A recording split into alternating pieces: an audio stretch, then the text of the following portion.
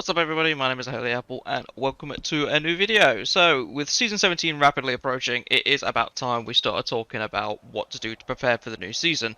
So, I'm just going to give a couple of tips on what I'm actually going to do to prepare for this. I've done most of it already, but it's just to give you guys a helping hand if you're thinking about Season 17 already. So first and foremost, I'm going over to Banshee and I'm making sure I am maxing out my upgrade modules. So, when I've got 25, that is the maximum cap.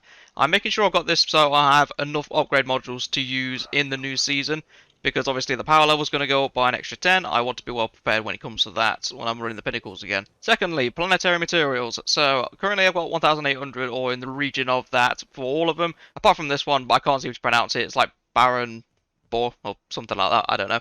But I can't pronounce that one. That's the only one I'm currently lacking on. I might actually grind that in the Dreaming City, but I'll wait and see. I would like Rahul to sell it, but obviously this week he doesn't seem to be selling them, so big rip for me.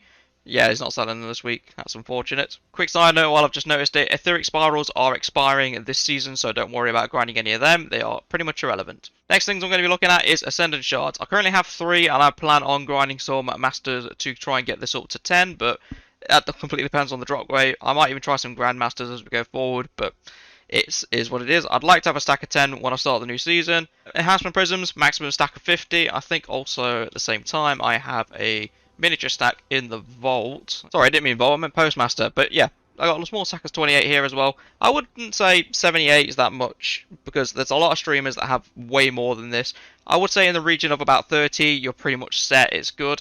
Obviously try to go for 50 if you can. Next up, enhancement cores. I've got 222 at the moment, but again, this is quite low compared to some streamers. I would probably aim for around 100 enhancement cores, will make you quite comfortable going into the new season, so try and grind some of that on Hero Nightfalls and anything higher than that as well. Also, if you're struggling to get enhancement cores, go to Banshee 44 and pick up your daily bounties. It's entirely up to you if you want to save these for the new season, or if you want to redeem them to get the cores early. That is completely down to you. I personally will do the daily bounties and save them for the new season. That way, I can just keep it rolling as it is. Something new I will also talk about as well, actually. Because now we have also craftable weapons with resonant alloys and drowned alloys, I would probably recommend maxing these out if you can. This is just because I'm under the impression that we're going to have more craftable weapons going into Season 17, so it wouldn't make sense for Bungie to roll out this massive crafting system and then not build on it the following season. Not so much with the drowned alloys, I don't think they're really going to be used that much. It's just going to be for the raid stuff. But resonant alloys, make sure you've maxed out a stack. It will be very useful to have. For the engrams, I'll probably look into stacking trials engrams, but then again, if you're not that interested in getting the trial stuff, like I'm really not that interested, just stack them up with Umbral so you have something to encourage straight away on the new season, and you should be able to get some of the new rolls of the weapons when they come out. And last but no means least, Glimmer and also Legendary Shards. So make sure you're stacking up on either sparrows or ships. These are like the most popular way to do it.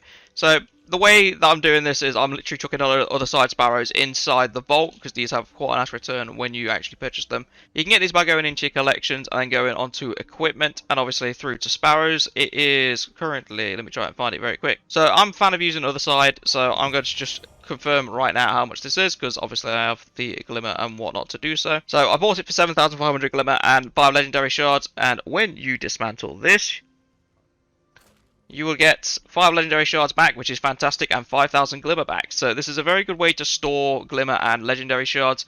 So as you can see, ignore the mess of the vault. There's just a load of random weapons here, because I like variety.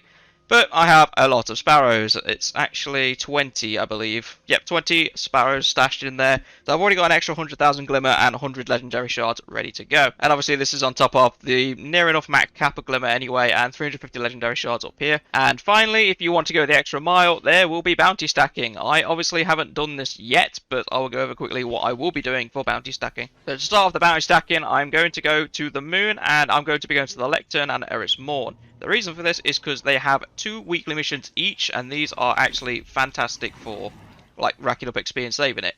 You can do this on all 3 characters obviously, but I don't think I'm going to be that committed to doing it. I know one of my mates is, but I'm personally not into it. You can take the dailies as well. I wouldn't recommend getting the additional bounties where you claim them for additional Glimmer, because they don't reward as much experience as you would get for the dailies. Just a quick note, I know people will be saying, well, just hoard the Iron Banner bounties because they're going to give pinnacle rewards and whatnot. I do remember reading something quite a while ago saying the Iron Banner bounties were going to be expired, so I don't know if that is true or not. But to me personally, I'm going to be doing Iron Banner anyway, so I'm going to hold on to the bounties when I get them, and I'll just go from there.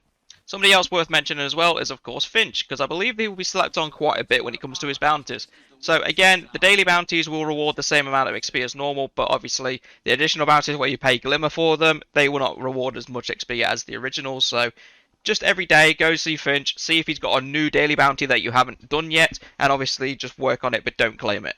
Next up, we have a personal favourite of my friends. So Shorhan will also be carrying 2 weeklies and also a few dailies. So obviously complete the weeklies. These will be fairly straightforward to do, and I believe my mate's favourite training spot for doing these is actually the Skywatch. So that's a little tip for you if you want to know about doing them. And of course we can't, oh, for God's sake, sparrows everywhere. And of course we can't forget that our friendly Varix is also here in Europa. So Varix does also carry 2 weekly bounties if you wish to go through these. It will require an Empire hunt for one of them, but it is worth doing if you are scraping all the XP you can get. Without travelling to Nessus or the EDZ, I can just openly tell you that there are only daily bounties on this planet, so really, you would only pick these up if you are trying to scrape up every tiny bit of experience that you possibly can.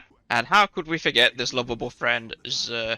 Obviously, he's got his daily bounties that are on him automatically, but the ones that are going to be important is the Star Horse over here. So by all means, if you have a dedicated fire team that would happily go and do the weekly Star Horse bounty, which is the Legend difficulty one, by all means do that. It rewards a massive amount of experience, so I can highly recommend doing it. And finally, we can't forget Petra Venge. So Petra also gives out 2 weekly bounties that I would definitely recommend completing, and also her daily bounties will reward the Baryon buff that I cannot pronounce, but anyway, they reward that, so it is also quite useful to have that as well. Not to mention, if you really want to, you can do her quests as well, which will give you some legendary gear for some more legendary shards, but that is completely down to you. And as a side note, being as I've just spotted them, make sure to stock up on your raid banners if you do intend to do raids for the new season when you're chasing your pinnacle stuff. But then again, don't buy them from Petra, go to the tower and get them from Hawthorne, because you can buy them in bulks of 10, and it's just going to be a lot easier to get all the ones that you need. Of course, you can also get the Vanguard, Gambit and Crucible bounties that are available every day to try and boost up your XP for the next season even more, but these are completely optional except for what I'm about to talk about, which will be the final thing,